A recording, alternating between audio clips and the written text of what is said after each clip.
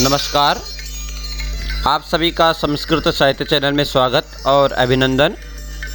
आज नीति शतक के तृतीय और चतुर्थ श्लोक की चर्चा करेंगे। तृतीय श्लोक इस प्रकार से है।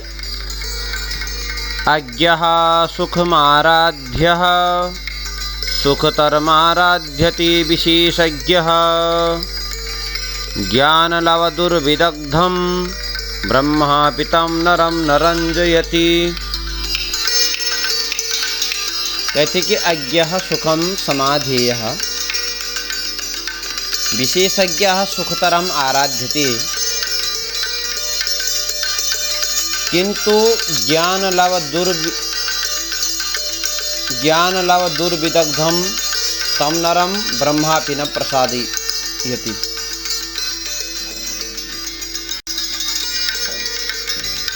श्लोक का भावार्थ देखें। कहते हैं कि विश्व में तीन प्रकार के प्राणी हैं। पहले है अज्ञ अर्थात अबोध, जो कुछ नहीं जानता है। दूसरा है विशेषज्ञ अर्थात जो हर विषय को जानता है। और तीसरा है मूर्ख। तो कह रहे हैं अज्ञः सुखम आराध्यः।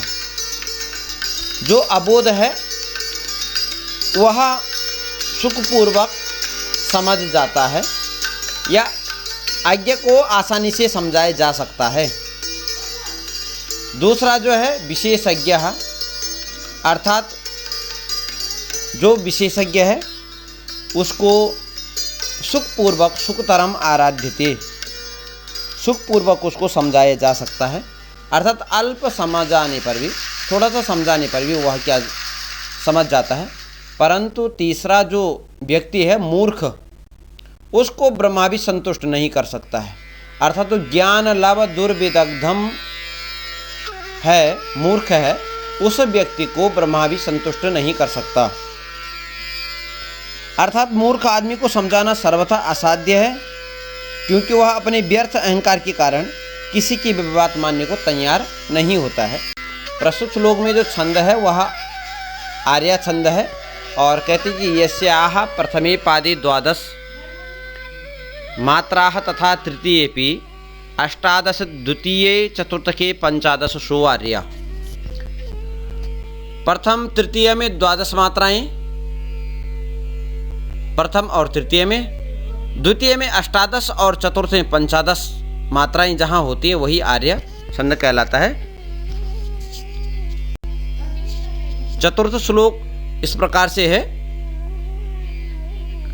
प्रसह्य मणिमुद्धरेन्मकरवक्त दृष्टान्तरात् समुद्रमपि सन्तरेत् प्रचल दूर्मिमालाकुलं भुजंगमपि कोपितं शिरसि पुष्पवत् धारयेत् न तु प्रतिनिविष्टं मूर्खजन चित्तमाराधयेत्।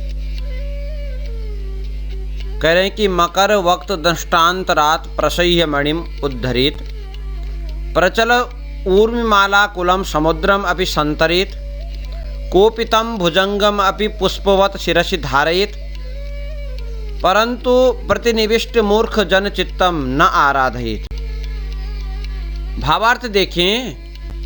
बोले कोई व्यक्ति बोले मगरमच्छ के मुख के दाढ़ों से बलपूर्वक मणि को निकाल सकता है, दोलायमान तरंगों से व्याप्त समुद्र को पार कर सकता है और कुपित सर्प के सिर को भी सिर पर अर्थात गले में उसको पुष्प की मालावत धारण कर सकता है, उसको सिर पर धारण कर सकता है। परंतु कह रहे हैं कि दुराग्रही जो मूर्ख व्यक्ति है उसको प्रसन्न नहीं किया जा सकता। प्रस्तुत श्लोक में पृथ्वी छंद है और पृथ्वी छंद यह एक समवृत छंद है।